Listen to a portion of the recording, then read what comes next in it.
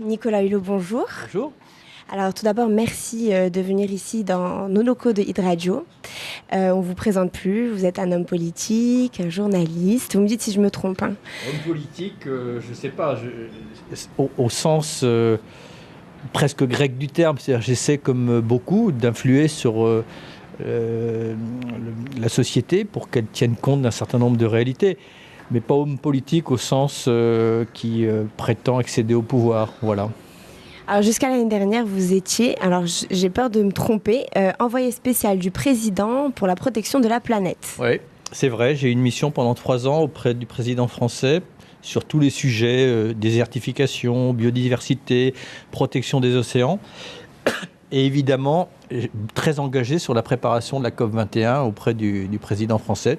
Et j'ai quitté ma mission au mois de janvier dernier.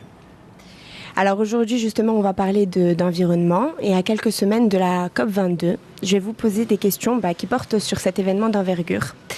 Alors, est-ce que vous pouvez nous rappeler ce qu'est la COP22 en quelques mots ? La COP22, c'est la poursuite d'un cycle de conférences qui sont organisées par les Nations Unies. Comme son nom l'indique, c'est la 22e du nom. La première était il y a 22 ans à Rio.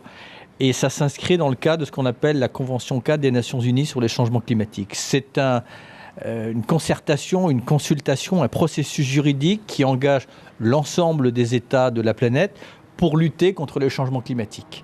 Voilà. Donc chaque année, la communauté internationale se réunit pour définir un certain nombre d'objectifs. D'abord, avant de définir l'objectif, il a fallu que l'ensemble des États partagent un constat et un diagnostic. C'est-à-dire le constat et le diagnostic, c'est que l'homme est responsable de changements climatiques et que si on laisse ces changements climatiques évoluer, cela aura des conséquences tragiques pour l'ensemble de l'humanité. Et le constat, c'est que d'ores et déjà aujourd'hui, les changements climatiques affectent des centaines de milliers, voire des millions de personnes au quotidien. Et les États se sont coordonnés et ont signé un accord à Paris pour essayer de lutter contre les changements climatiques. Et tout cela, c'est un processus, évidemment, qui se poursuit d'année en année. Mais cette année, quels vont être les enjeux de cette COP22 ?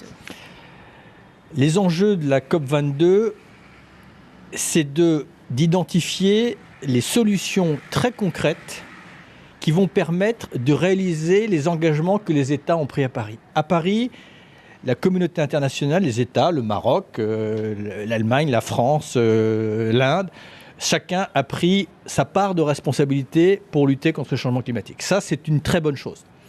Maintenant, il faut qu'on passe au temps des solutions et de l'action.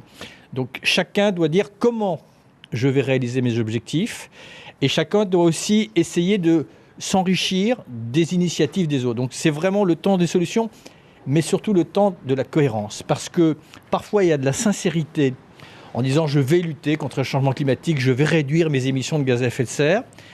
Mais parfois, dans cette sincérité, il y a de l'incohérence. C'est-à-dire qu'il faut maintenant distinguer ce qui est compatible avec les enjeux climatiques de ce qui n'est pas compatible.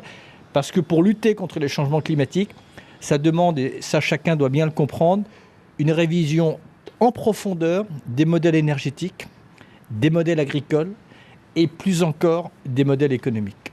Est-ce que vous pensez qu'il y a certains pays qui sont encore incohérents dans leur politique, justement par rapport à ça ? La majorité des pays, mais je dis ça sans facilité, voilà. Beaucoup n'ont pas encore compris que justement pour tenir ces engagements, pour faire en sorte que d'ici 2050, nous soyons ce qu'on appelle neutres en carbone, eh bien ça demande des révisions en profondeur, qu'il va falloir notamment renoncer à exploiter les 3/4 des énergies fossiles que nous avons dans le monde encore facilement accessibles sous les pieds. Et beaucoup n'ont pas compris ça. J'ai chez nous, en Europe, dénoncé ces jours derniers la possibilité pour l'Europe de signer un accord de libre-échange entre le Canada et l'Europe parce que cet accord n'est pas compatible. Donc je ne fais pas de procès d'intention. Mon rôle à moi, c'est de dire, voilà, tant on signera ce type d'accord, tant qu'on continuera à subventionner les énergies fossiles, tant qu'on continuera à déforester, tant qu'on continuera à saccager nos océans, toutes nos intentions et nos promesses ne seront pas tenues. Et notamment Marrakech, il faut absolument, mais le faire en toute transparence, en toute clarté, mais en toute exigence, il faut dénoncer ce qui n'est pas compatible et encourager ce qui est compatible, parce que s'il n'y a pas cette cohérence, eh bien, nos intentions seront démenties par nos actions. Est-ce que vous pouvez donner un message de sensibilisation justement aux jeunes pour qu'ils se sentent plus concernés? Alors, d'abord, ce qu'il faut bien qu'ils comprennent, c'est que leur propre avenir, ici au Maroc, chez nous en France, là-bas au Burkina Faso, se détermine en ce moment. Il ne faut pas qu'ils considèrent que tout ça leur est étranger, même s'ils ont des préoccupations immédiates, savoir ce qu'ils vont faire de leur vie, comment ils vont travailler, comment ils vont trouver du sens dans leur existence. Les changements climatiques, les conséquences des changements climatiques, positives ou négatives, déterminent tout leur avenir. Dit autrement, il faut absolument qu'ils se sensibilisent, qu'ils se conscientisent, qu'ils se cultivent sur ce sujet-là, parce que c'est un sujet majeur. Voilà. C'est un sujet qu'on peut aborder avec inquiétude si on ne lutte pas contre le changement climatique, et qu'on peut aborder avec enthousiasme parce qu'il y a des solutions. Des solutions qui existent parce que l'homme est capable de grandes choses, pour peu qu'il ait bien identifié quelles sont ses priorités. Voilà. Et c'est pas un sujet... Souvent, on met le changement climatique comme un sujet environnemental, en donnant le sentiment que c'est simplement la protection de la nature. Là, vous voyez comme le vocabulaire est important, on parle de protection de la planète. Qui garde bien à l'esprit que non, ce n'est pas vraiment la protection de la planète, parce que la planète, elle peut très bien se passer de l'humanité. Mais à l'inverse, l'humanité ne peut pas se passer de la planète. Voilà. Et donc, on doit avoir une espèce de coalition pour protéger la planète, parce que protéger la planète, c'est protéger l'humanité. Voilà, qui se rendent compte que c'est le combat du XXIe siècle.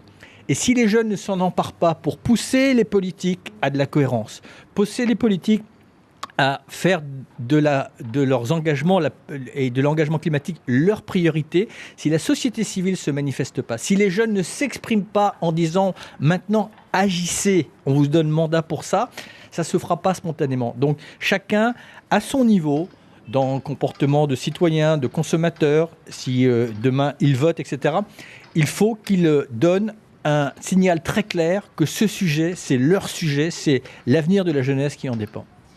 L'année dernière, vous avez fait une vidéo pour la COP21, justement pour sensibiliser. Pourquoi cette année, vous n'avez pas refait la même ? Bon, d'abord parce que ce qui a fonctionné l'an dernier n'aurait peut-être pas fonctionné cette année. Ce qui a marché l'an dernier, c'est que ça a surpris tout le monde, parce que c'était une vidéo où je me caricaturais moi-même. Et j'ai essayé, non pas d'utiliser le code des jeunes, mais je me suis soumis au code des jeunes pour qu'ils comprennent, à travers cette vidéo, à travers un peu d'humour, un peu de dérision, ils soient interpellés sur ce sujet-là.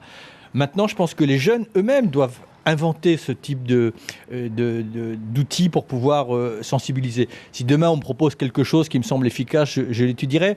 Mais voilà, on ne peut pas le répéter de nombreuses fois. Et à la limite, cette vidéo est toujours valable. Parce que derrière cette vidéo, il y avait une injonction. Il y avait oser. Osez vous exprimer, osez interpeller, osez déranger. Voilà. Ne soyez pas résignés, vous les jeunes, au prétexte que vous subissez un phénomène que vous n'avez pas provoqué. Voilà. Eh bien, ce n'est pas parce que vous n'en êtes pas responsable en amont que vous devez vous en déresponsabiliser en aval. Voilà. Engagez-vous au bon sens du terme. Ce n'est pas un enjeu politique au sens réducteur du terme. C'est un enjeu humaniste. Voilà. C'est l'avenir de l'humanité qui est en jeu. C'est votre propre avenir.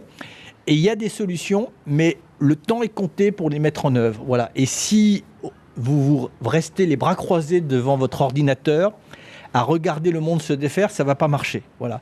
Trouvez des moyens d'interpeller, d'agir, rentrer dans les associations. Je sais qu'au Maroc comme en France, il y a un tissu associatif très important. Il y a des associations, je pense à Surfrider Foundation, engagez-vous. Voilà. L'accueil aussi, l'accueil des jeunes. Voilà. Ne restez pas inactifs. Écoutez, merci beaucoup. On vous donne rendez-vous à Marrakech alors pour la COP22.